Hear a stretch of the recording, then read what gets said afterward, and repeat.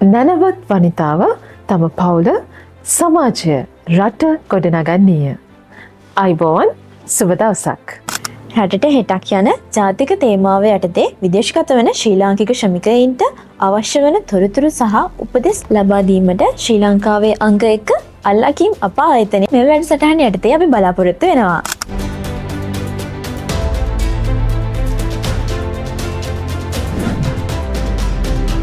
අපි මුලින්ම බලමු ලංකාවෙන් කාන්තාවකට යන්න පුළුවන් රටවල් මොනවද කියලා සහ උපයන්න පුළුවන් අවස්ථාවන් මොනවද කියලා.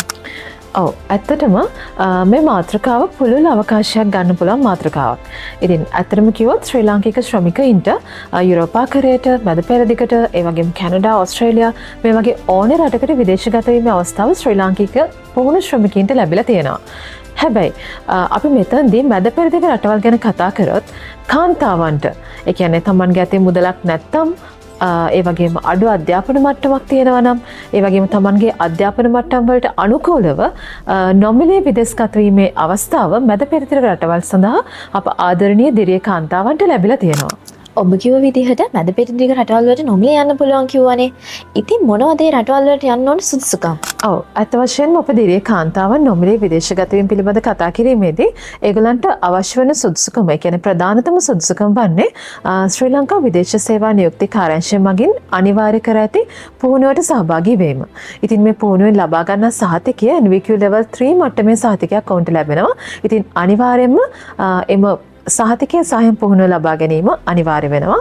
ඉතින් ඒ හරහා අප බලාපොරොත්තු වෙන්නේ ඔවුන් ඒ වගේ රටකට, තමන් නොදන්න රටකට යද්දී ඒ භාෂාව ඒ වගේ මෙහි පාවිච්චි කරන උපකරණ පිළිබඳව යම්කිසි දැනුමක් මෙම විදේශ සේවා නියුක්ති කාර්යාංශය මගින් ලබා දෙනවා.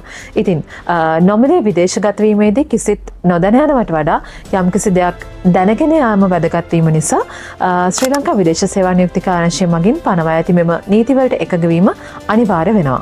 ඉතින් ඔබ කියන විදිහට අල්ලාකීම් එක හරහා රුපියලක්වත් අය කරන්නේ නැතුව විදේශගත වෙන්න පුළුවන් කියනවානේ.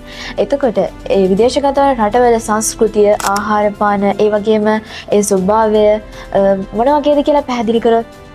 ඉතින් ශ්‍රී ලංකාවෙන් තවත් විදේශ රටකට විදේශගත වෙන කාන්තාවකට මුහුණ පාන්න සිදුවෙන දේවල් සහ ඒ රටවල් වල ස්වභාවය පිළිබඳ කතා කරොත් අපි ප්‍රථමයෙන්ම බලමු ලංකාවේ අපි හිටපු සමාජ මට්ටමට එහා ගිය සමාජ මට්ටමක් තමයි අපිට රටවල් වල දක්නට ලැබෙන්නේ. ඉතින් ප්‍රධානම කාරණේ නම් අපි බලාපොරොත්තු වෙනවා ලංකාවේ විදිහට වේල් තුනම සමහර විට බත් කන්න ලැබෙයි. ඒ වගේම ඒ රටවල් වල කතා කරන භාෂාවන් සමාන වෙයි. ඉතින් මෙන්න මේ වගේ වෙනස්කම් අපිට රටවල් වල දක්නට ලැබෙනවා. මොකද අපි ඒ රටකට ගියාම අපේ භාෂාව වෙනස් වෙනවා, අපි අසුරු කරන සමාජ කණ්ඩායම වෙනස් වෙනවා. ඉතින් මේ වගේ දේවල් වලට අපිට ඒ රටවල් වලට ගියපහම මුහුණ පාන්න සිද්ධ වෙනවා. ඉතින් ගෘහ පාලිකාවක් විදිහට විදේශගත වෙන ආදරණීය කාන්තාවන්ට ඒ ගිනුත් කරන්න වෙන්නේ තමන්ගේ ගෙදර වගේ හිතාගෙන වැඩ කටයුතු කරගෙන ඉන්න එක. හැබැයි ලංකාවේ තමන්ගේ ගෙදර වැඩ කටයුතු කරාට කිසිම මුදලක් නොගෙවුවට ඒ රටට ගිහපුවම ඔයගොල්ලෝ කරන හැම වැඩ කටයුත්තක් සඳහාම මුදලක් ඇගේ සේවය වෙනුවෙන් පිරිනමනු ලබනවා. හැබැයි අපි අවුරුදු 2ක සේවා ගිවිසුමක් සඳහා විදේශගත වීමේදී තමා ලබා ගන්නා මුදල ඊට වඩා වැඩි වෙන්න පුළුවන්. ඔයාහිට ගිහින් තමන්ගේ අවුරුදු ගාන වැඩි වෙද්දී ඒ වගේම එතන ඉන්න පිරිසත් එක්ක, ඒ කියන්නේ තමන්ගේ හාම්පුතා සමග ඒ වගේම ගෙදර අයත් සමග සුහදව කටයුතු කිරීමේදී තමන්ගේ එක්ස්පීරියන්ස් එකත් එක්ක තමන්ගේ සැලරි එක වැඩි කර ගන්න අවස්ථාව මෙහිදී අප ආදරණීය කාන්තාවන්ට ලැබෙනවා. ඉතින් ඒ වගේම ඒ ස්වභාවය ගැන කතා කරොත් සාමාන්‍යයෙන් මාසයකට එක නිවාඩුවක් හැම කාන්තාවක්ටම හිමි වෙනවා. ඉතින් මේ නිවාඩු කාලය ඇතුළත දැන් ඔය රටට විදේශගත වෙලා ඉන්න එක කාන්තාවක් විතරක් නෙමෙයිනේ. ඉතින් ඒගොල්ලන්ට එළියට ගිහින් තමන්ට සතුටු වෙන්න තමන්ගේ විවිධ සමිති සමාගම් පවත්වන අවස්ථාව එම රටවල් වලින් ඔවුන්ට ලබා දීලා තියෙනවා. ඉතින් ගෘහ සේවය කියලා කියන්නේ ඉතාමත් අමාරු රාජකාරියක් විදිහට අපි දකින්නේ නැහැ. මොකද ගෙදර වැඩ කටයුතු කරගෙන තමන්ට වැටුපක් ලබාගෙන ඒ සතුටින් ජීවත් වෙන්න අවකාශය දැන් රටවල් වල බොහෝ වෙලාවට අපිට දක්නට ලැබෙනවා.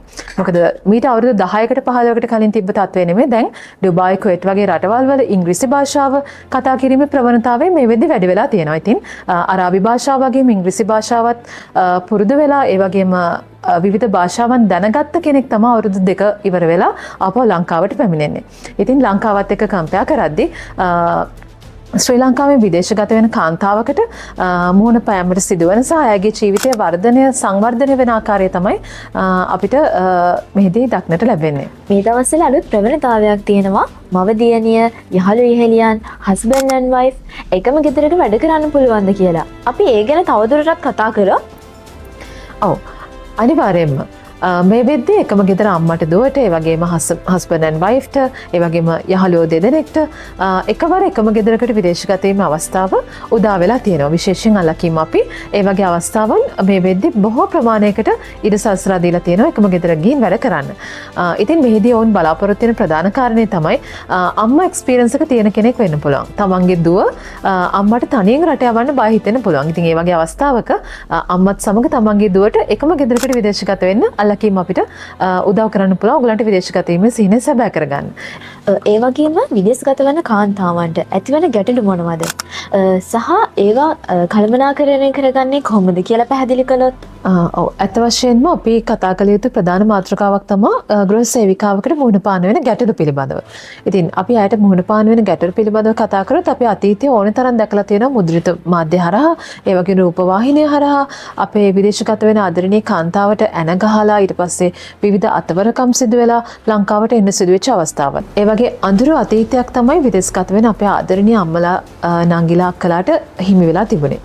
ඉතින් මේ වගේ අඳුරු අතීතයක් තුළ තමයි අල්ලකීම් වගේ මහා යෝධ සෙවණැල්ලක් ඔවුන් පිටිපස්සෙන් ඉඳලා ඔවුන්ගේ ඕනෑපාකම් හොයලා බලලා ඔවුන්ගේ යුක්තිය වෙනුවෙන් වැඩ කරලා ඔවුන් ආරක්ෂා කරලා ලංකාවට ගෙනාවේ. ඒ වගේම වර්තමානයේ වෙද්දී අල්ලකීම් එක හරහා විදේශගත වෙන අපේ දිරිය කාන්තාවන්ට අල්පෙන්ති තුඩකවත් කිසිම හිරිහැරයක් කරදරයක් වෙන්නේ නැතුව සුරක්ෂිතව ලංකාවට එනතුරුම ඔවුන් පිටිපස්සෙන් රැඳී සිටින්නට අල්ලකීම් අපි විවිධ ක්‍රියාමාර්ග යොදාගෙන තියෙනවා. ඔවුන් ලංකාවෙන් යනවට වඩා සුඛෝපභෝගී ජීවිතයක් ගත කරන්න අපහු ලංකාවට එන්න ඔවුන් එක්කම ඉන්න අල්ලකීම් අපි හැම වෙලෙම වග බලා ගන්නවා. ඉතින් ඒ කියන්නේ ඔවුන්ගේ ප්‍රශ්න වෙනුවෙන් ගැටළු වෙනුවෙන් අල්ලකීම් අප ආයතනය ඔවුන් එක්ක පැය 24 පුරාම ඔවුන් එක්ක අත්වල් බැඳගෙන ඉන්නවා. ඉතින් අල්ලකීම් අපිව ඕන වෙලාවක ඔවුන්ට සම්බන්ධ කර ගැනීමේ අවස්ථාව අපි ඔවුන්ට හිමි කරලා දීලා තියෙනවා. ඉතින් මේ වගේ අඳුරු අතීතයකින් එළියට ඇවිල්ලා ඒ කාලෙදිත් අපි ඔවුන් සමගම හිටියා. මේ කාලෙදිත් අපි ඔවුන් එක්කම රැඳිලා ඉන්නවා. ඉතින් මේ වගේ අල්ලකීම් වගේම තවත් ආයතන විශාල ප්‍රමාණයක් එකතු වෙලා තමයි මේ අඳුරු අතීත කතා බිඳ දමලා අලුත් විදේශ රැකියා ලෝකයකට අපේ ආදරණීය කාන්තාව බය නැතුව රැගෙන ඇවිල්ලා තියෙනවා. ඉතින් මේ වගේ බොහෝ කරුණු පිළිබඳව ඔබ දැනුවත් කිරීමට අල්ලකීම් අපි මේ වැඩසටහන හරහා බලාපොරොත්තු වෙන්න ඉන්නවා. ඉතින් අදට නියමිත කතිකාවත මේන් අවසන් වෙනවා. ඉතින් ඔයගලන්ට අපි ආදරෙන් ආරාධනා කරනවා අල්ලකීම් අපිත් එක්ක එකතු වෙන්න ඔයගලන්ගේ ජීවිතේ මේ විදිහට ජය ගන්න දිනෙන් දින අප ආයතනයේ දවස ගානේ සම්මුඛ පරීක්ෂණ සිදු කරනවා. ඉතින් අපිට දැන්ම කෝල් එකක් ගන්න 077 077 අපේ දුරකථන අංකය. ඉතින් ඔබ සැමට ජයග්‍රාහී අනාගතයක් වේවා. සුබ දවසක් හැමෝටම. මගේ නම දේවිකා කුමාරී. මගේ වයස අවුරුදු 28යි. මම දුම්බර ප්‍රදේශයේ දැනට සේවය කරන කුවේට් රාජ්‍යයේ මම දැන් ඇවිල්ලා මාසයක් වුණා. මම ඇත්තටම විදේශගත වුණේ අල්ලකීම් ඒජන්සියෙන්. ඇත්තටම ඒ ඒජන්සිය ගොඩාක් හොඳයි. ඒ ඒජන්සියෙන් අපිට ආරක්ෂාකාරී ලෙස රැකියාව කරගෙන යාම සඳහා හොඳ නිවාස තෝරලා දෙනවා. ඇත්තටම මම පළවෙනි වතාවට මේ රටකට ආවේ. ඇත්තටම ලොකු බයක් දැනුණා. නමුත් දැන් කිසිම බයක් නැහැ. ගොඩාක් හොඳ ගෙදරක් හම්බ වෙලා තියෙනවා මට. ඒ සර්, ඒ මැඩම්, ඒ ළමයි දෙන්න ගොඩාක් හොඳයි. මට පවුලේ කෙනෙක් විදිහටම සලකනවා. ගොඩාක් හොඳයි. ඇත්තටම ලොකු බයක් තිබුණා විදේශගත වෙද්දී. මට කොයි වගේ තරම් කොයි වගේ මිනිස්සු හම්බ වෙයිද කියලා. නමුත් මම සතුටු වෙනවා අද ඒ ඒජන්සියෙන් මට ගොඩාක් හොඳ ගෙදරක් හොයලා දුන්නා. ඕගොල්ලෝ රටේට බලාපොරොත්තු වෙමින් ඉන්නවා නම් කුරුණෑගල අල්ලකීම් කාර්යාලයට ඔයාලගේ ඩීටේල්ස් සියලු දේවල් ලබා දෙන්න. ඕගොල්ලන්ට හොඳ තැනක් හම්බ වෙයි. ගොඩක් ස්තුතියි. ආයිබෝවන් මම සේවය කරන්න සෞදියේ මගේ ගම මං ආවේ නුවරින් යනවා. ඉතින් මම විදේශ ආයතනයක තෝරගත්තේ කුරුණෑගල අල්ලකීම් එක. ඉතින් මම ප්‍රථමයෙන්ම ස්තුතිවන්ත වෙනවා අල්ලකීම් එකේ අධ්‍යක්ෂකතුමා ඇතුළු කාර්ය මණ්ඩලයට මොකද මට හොඳ සහයක් ලැබිලා දුන්නා, හොඳ සේවාවක් ලැබිලා දුන්නා. කාර්ය මණ්ඩලයේ අධ්‍යක්ෂකතුමාත් සියලුම දෙනා. මොකද මම දැන් ඇවිල්ලා මාස 6යි. ඉතින් මට හම්බ වෙච්ච ගෙදර තමයි මේ. මට ලැබිච්ච ගෙදර ගොඩාක් හොඳයි.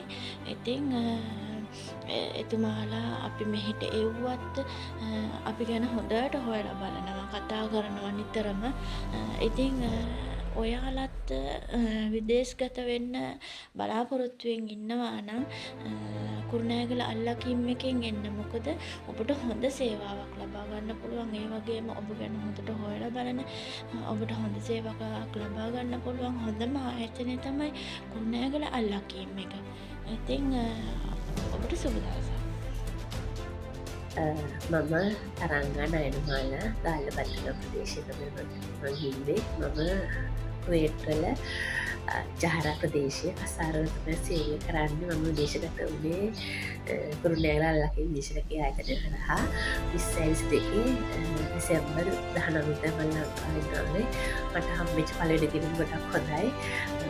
තරුණ ජෝඩුවක් සමග යන බලාගන්න තියෙන ළමයි පුරුදු මම ආවට පස්සේ ඉතින් මම මගේම ගියක් විතරයි හැකියාව කරන්නේ. හැකියාව ලාංකිතේ හැකියාව හිතෙන්නේ අර කණිය මිදලාට කම්මැලි වුණාම තමයි හිතෙන්නේ මම එතන තියෙනවා වගේ තමයි මම විතර වගේ තමයි ජීවත් වෙන්නේ.